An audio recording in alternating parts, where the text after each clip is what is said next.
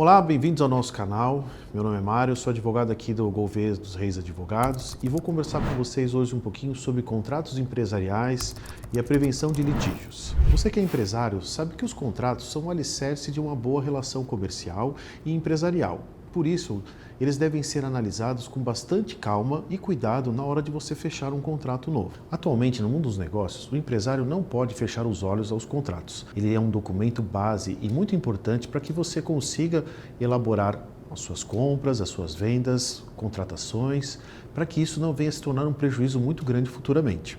Por isso, o contrato ele não é uma simples formalidade que deva ser cumprida.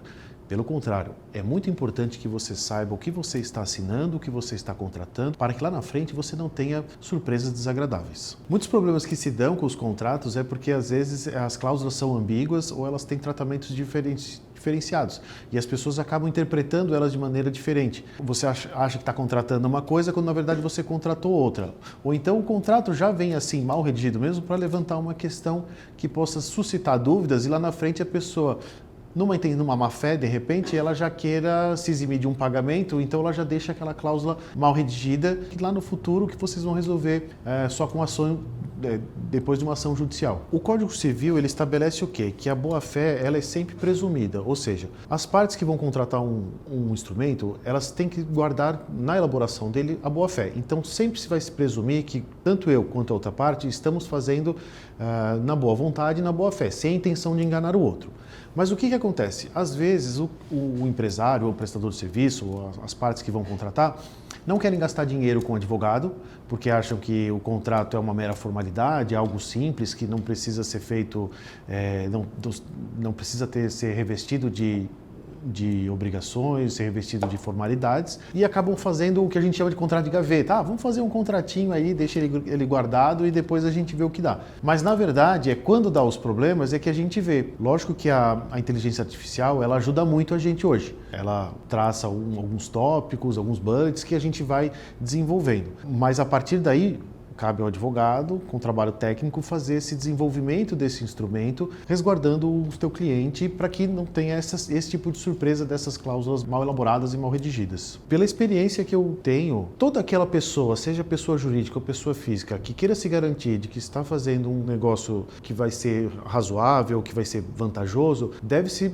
investir um dinheiro num advogado para que ele elabore um contrato corretamente. Como, por exemplo, a gente vê muitas aberturas de empresas, o contrato social. O contrato social, às vezes, tem modelos na junta comercial que você baixa da internet e eles são contratos simples, só que eles não prevêem uma série de cláusulas e situações que isso pode vir a acontecer. Como, por exemplo, eu posso citar para vocês a questão de saída de sócio, seja pelo falecimento ou seja por uma retirada. Às vezes isso não está contemplado direito, o que o sócio vai ganhar, o quanto ele vai ganhar, como é que vai ser a remuneração, ou então quando ele veio a falecer, que aí os herdeiros assumem no lugar dele esse direito de permanecer na empresa, se o contrato social assim o permitir, ou de ser excluído dessa sociedade, e a gente não sabe como é que vai ser indenizado, vai ser pagamento de cota, isso tudo tem que estar ajustado, né? Só que isso nós estamos falando assim de um contrato, de uma abertura de uma empresa, que é um negócio mais formal, né? Mas vamos supor, vamos falar de um contrato de pessoa física que vai contratar uma empresa para fazer uma instalação de um telhado na tua casa. Você tem que ter um contrato, porque assim, tem que estar bem elaborado, para que você saiba quais são os limites desse contrato, o que eu estou contratando, qual que é o limite da prestação de serviço, eu preciso contratar um outro profissional, preciso ter um arquiteto que assine uma RT, eu preciso ter um seguro, vai que alguém caia do telhado. Então tudo isso tem que estar bem amarrado, porque se eu só fizer um contrato de instalação de um telhado, e a pessoa chega lá e fala assim, mas você tinha que contratar uma empresa de andaime, e aí você não tem aquilo, aí quem que fica responsável por esse custo que não estava previsto no contrato inicial? A gente tem que pegar o seguinte, o contrato ele é livre, se você não tem na lei escrito uma formalidade, como por exemplo, o casamento tem que ter uma formalidade, é um contrato, eu tenho que ir no cartório. Compra e venda de imóvel é formal, eu tenho que ter uma escritura pública, eu tenho que ter um contrato de compra e venda que vai ser anexado a essa escritura para depois eu averbar na matrícula. Esses são os contratos que a gente chama de formais, onde a lei prescreve uma formalidade legal para que esse contrato seja elaborado. Mas inúmeros contratos não têm essa formalidade, você tem a liberdade de pactuar as cláusulas com o que você queira. Mas mesmo assim você tem que tomar cuidado. Quais são os pontos que você tem que tomar cuidado? Se as partes partes podem assinar aquele contrato, se elas são maiores e capazes, se o objeto que você está contratando ele é lícito e se ele é possível, né?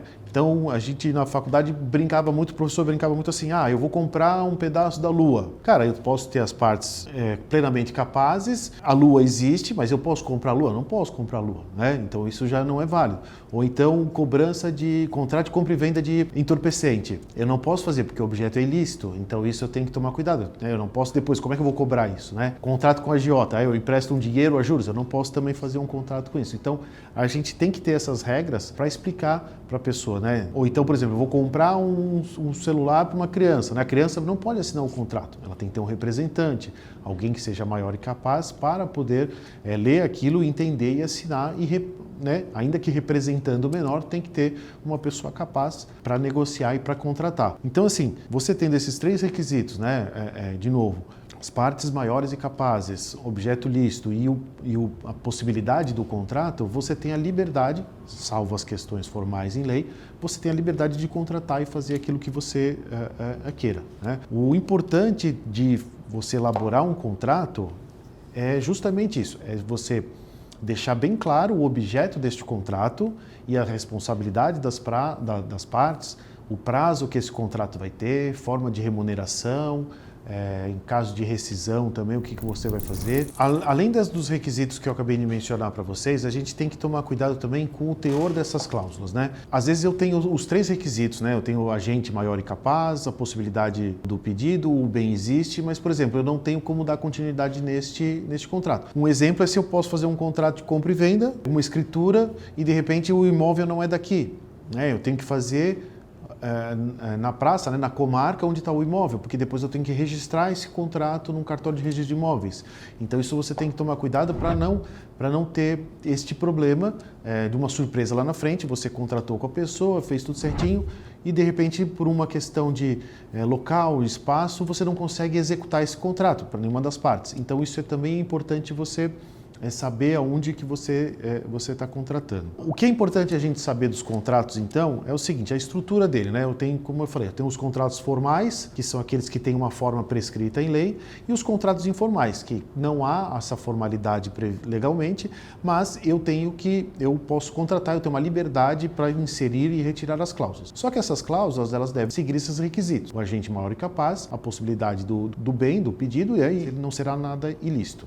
Dito isso, o que a gente faz? Como é que se forma uma estrutura básica de um contrato? Eu tenho que qualificar bem as partes, e aí é muito importante, se você está contratando com pessoa jurídica, é buscar quem são os sócios, se tem fiador, para você colocar essas pessoas, qualificar essas pessoas como contratante ou contratada, para que lá na frente você não caia numa surpresa de que, vou cobrar este contrato da pessoa, e chega lá é uma pessoa jurídica que estava inativa, que estava em falência, e isso te dá um problema maior para receber depois o valor, ou entregar a mercadoria, ou receber a mercadoria, enfim. Qualificou corretamente as partes, eu vou para onde? Eu vou para o objeto deste contrato. Nesta cláusula é muito importante porque eu tenho que delimitar muito bem qual que é a função deste meu contrato. Se eu vou comprar, adquirir algum bem, se eu vou contratar uma prestação de serviço, se eu vou vender, se eu vou comprar, se eu vou alienar, isso tem que estar muito bem descrito, porque é aí que você vai dizer para outra parte o que você está oferecendo e a outra parte vai te dizer o que está te ofertando. Então é isso que nós temos que deixar bem claro. Depois de você ter delimitado e escrito quem são as partes e o objeto deste contrato, a gente passa por um outro tópico que são as obrigações de cada parte. Eu vou dizer quais são as obrigações do contratante e da contratada. Essas obrigações, a partir do objeto que eu descrevi, eu vou colocar quais são os limites. Então, no exemplo que eu dei de contratação de uma empresa para instalar um telhado, eu tenho que dizer quais são as obrigações da empresa que vai lá. Chegar no horário, levar todo o material, ter todos os equipamentos de segurança, verificar se precisa uma contratação de um outro prestador de serviço, eventualmente um elevador, um guindaste. Isso tudo vai ter que estar descrito e principalmente também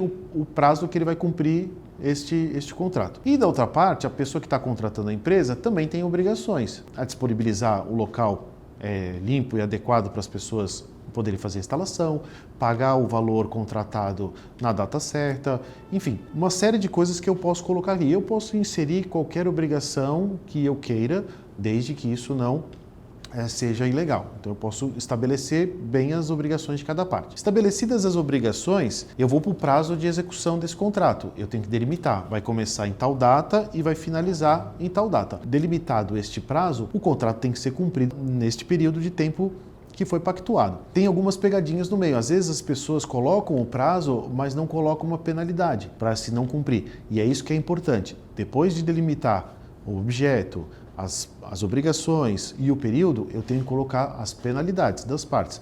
Se uma parte não cumprir no prazo combinado, o que acontece? Vai ter multa, vai ter devolução de dinheiro, eu vou ter alguma vantagem, um desconto lá na frente. E a outra parte também, se ele instalou e não recebeu o valor contratado, qual que vai ser a penalidade? Eu vou aplicar uma multa? Vou poder desinstalar? Vou poder fazer alguma coisa? Então isso tudo tem que estar delimitado também no contrato e é muito importante. A gente tem que ter em mente, sempre pensar lá na frente no que pode dar errado, né? Seguindo a nossa estrutura, a gente depois vai ter também a questão de uma rescisão, eventualmente. Não gostei, não quero mais, não está me atendendo da forma que eu gostaria, vou rescindir. Tá, essa rescisão vai ter um ônus para algumas partes, eu preciso notificar com quanto tempo de antecedência? Eu posso cancelar assim da noite para o dia? Às vezes a gente não consegue porque outra parte já está se preparando e a gente tem que fazer as condições dessa rescisão.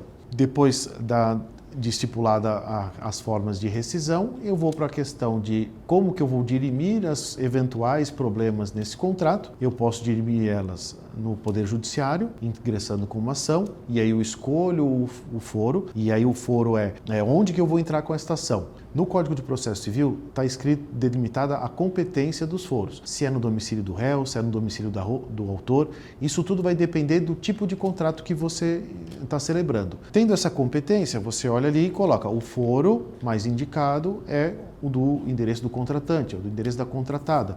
As partes podem, em comum acordo, abdicar desta exclusividade do foro e estabelecer um que melhor atenda as partes. Mas também qualquer problema que tenha no contrato, ele pode ser também resolvido pelas comissões de arbitragem. As comissões de arbitragem que a gente pode fazer um outro encontro desses outro dia para falar com ela, mas sucintamente o que ela é? Eu contrato uma terceira pessoa, pode ser uma empresa, uma comissão de arbitragem, onde não vai ter toda a burocracia do Poder Judiciário, mas eu vou ter um árbitro que vai olhar o contrato, as minhas alegações da outra parte e ele vai decidir. Então pode ser convencionado também em fazer por uma Câmara Arbitral. Um ponto importante que a gente precisa falar é sobre os contratos de adesão. Nós vimos que existem os contratos formais e os informais, aqueles que não estão prescritos em leis e os formais que têm uma forma prescrita na legislação. E existem aquilo que nós chamamos de contratos de adesão. O que são esses contratos de adesão? São contratos em que o consumidor, por exemplo, ele não tem como alterar as suas cláusulas. Um exemplo, vou comprar um celular, eu entro na loja, quando estou adquirindo esse celular, a empresa já vem com um contrato pronto. Ou seja, eu não tenho como alterar aquelas cláusulas, né? E aí você vai dizer, Mário, mas aí como é que eu faço para eu me resguardar? Para esses contratos de adesão, o Código de Defesa do Consumidor ele tem regras específicas que eles devem seguir, a empresa deve seguir algumas regras específicas. Então, lhe dá mais segurança para que você saiba que está contratando, porque esses contratos de adesão, eles não são contratos só entre 2 ou 3 partes, eles são feitos para milhões de pessoas, né? Então, aquisição de um celular, contratação de uma TV a cabo, esses contratos eles já vêm prontos. Então, nós não temos a capacidade de alterar, porque se a empresa fosse aceitar cada alteração sugerida por um consumidor, ia onerar o trabalho e ia ficar inviável de você fazer uma contratação que a gente chama de massa. Mas aí você me pergunta, e o que acontece, como é que eu faço para ter um contrato que seja bem redigido, bem formalizado? Então, tirando os contratos formais, onde eu tenho que regras a serem cumpridas, estabelecidas legalmente, eu tenho os contratos informais que eu tenho a liberdade de contratar, salvo essas questões do contrato de adesão. Nesses contratos informais, o que é importante você saber? Você deve sempre procurar um advogado, independentemente do que você vai contratar, da prestação de serviço que você vai contratar, da mercadoria que você vai adquirir, ou de uma empresa que você vai abrir. Por quê? Porque lá o advogado, ele é uma pessoa habilitada tecnicamente que vai poder desenvolver esse contrato, atender às suas necessidades, os seus anseios e de forma que vai conseguir conversar com a outra parte em igual patamar para que você não seja enganado. É importante que o empresário saiba que a contratação de um advogado para elaborar um contrato, ela não é uma despesa, mas sim um investimento, porque ali o empresário sabe que ele está aportando dinheiro na contratação de um profissional tecnicamente especializado em elaborar um contrato e esse contrato bem redigido, de uma forma que não tenha lacunas, não tenha cláusulas ambíguas, vai lhe ajudar a prevenir muitos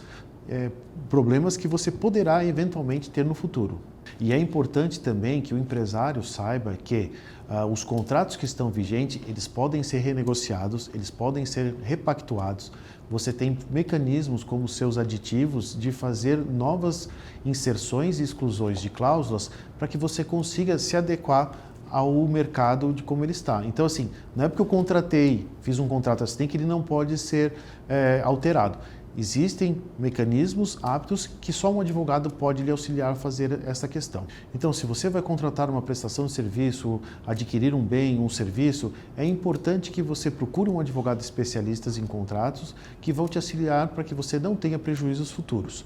Nós aqui do Gouveia dos Reis temos uma equipe técnica especializada em elaboração de contratos que pode te ajudar a melhor cuidar dos seus interesses, preservando os seus contratos e fazendo com que novos negócios sejam feitos com segurança e qualidade.